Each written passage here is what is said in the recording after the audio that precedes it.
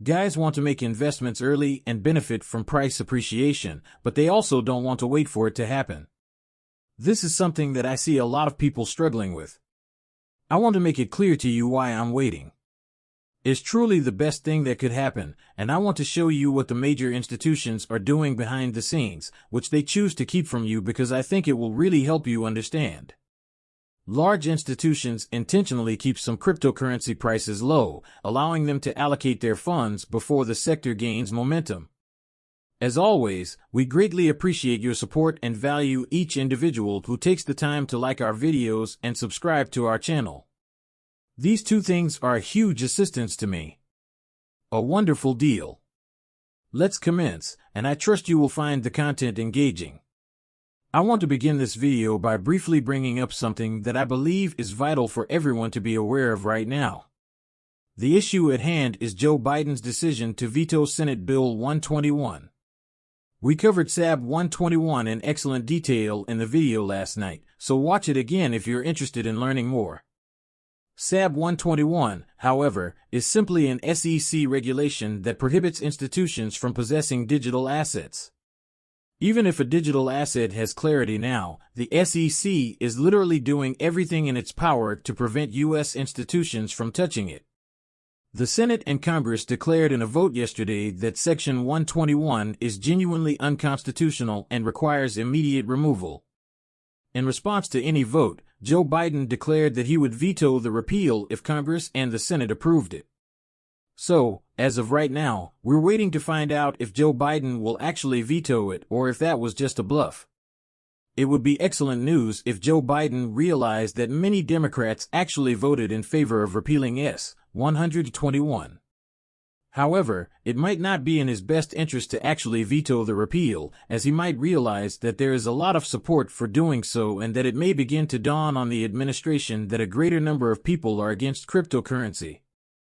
If Joe Biden does not veto it, it's likely one of the most important things we need to be paying attention to right now.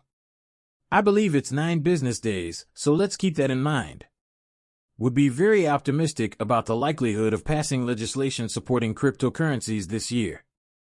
Joe Biden's potential to veto and effectively reinstate Senate Bill 121 would virtually eliminate the current administration's chances of re-election, in my opinion. It's clear that a significant portion of the pro-crypto population only votes for other proponents and is fed up with people disparaging the sector. We can't predict the outcome yet, but in the upcoming weeks, this issue will gain significant importance.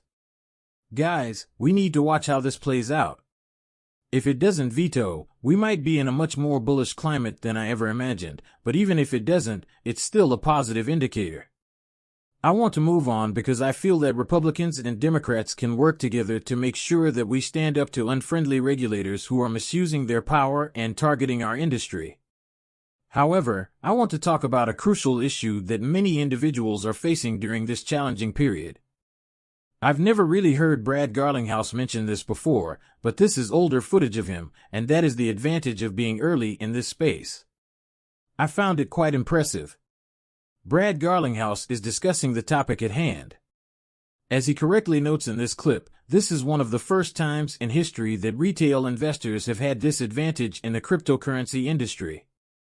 In almost every market before the cryptocurrency industry, the institutions would position their allocations and say, "Okay, retail, you are not ready to come in yet. You need to be an accredited investor.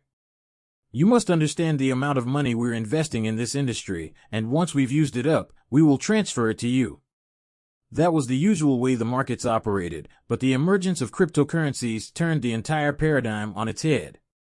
Because individual investors may be able to enter the market ahead of the larger institutions, we can attempt to predict where the institutions will ultimately allocate their resources and outperform them. I believe many of us in the XRP community have recognized the potential for disruption of the current financial system. I believe that many of us in the XRP community have realized that these various products and protocols have the potential to disrupt the current financial system. A significant part of the theory predicts that institutions will eventually recognize the value in the XRP ledger and invest alongside us. However, it's important to note that these institutions are joining the party late. They won't reveal the location to you. They're not going to declare, hey, we're going to start investing in the XRP ledger, and we hope to fully adopt it in 3 to 4 years, since we beat them to the investment and years earlier in the private markets. Because they didn't have to fear, institutions could speak with much greater looseness. Institutions now need to exercise extreme caution in their announcements and indications, as they are aware of the direction that retail is taking. Retail just couldn't invest in these things. Behind the scenes, we witnessed this exact phenomenon occurring, with individuals such as J.P. Morgan speculating that should Ripple prevail in court against the SEC, the XRP ledger is ready for widespread adoption.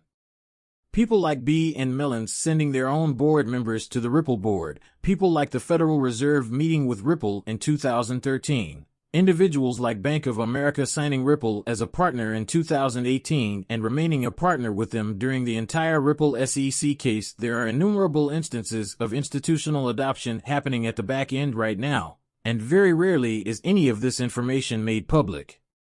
In fact, Ripple has made a special effort to be considerate. Instead of asking people directly, hey, would you mind pulling it? They didn't intend for this to become public yet.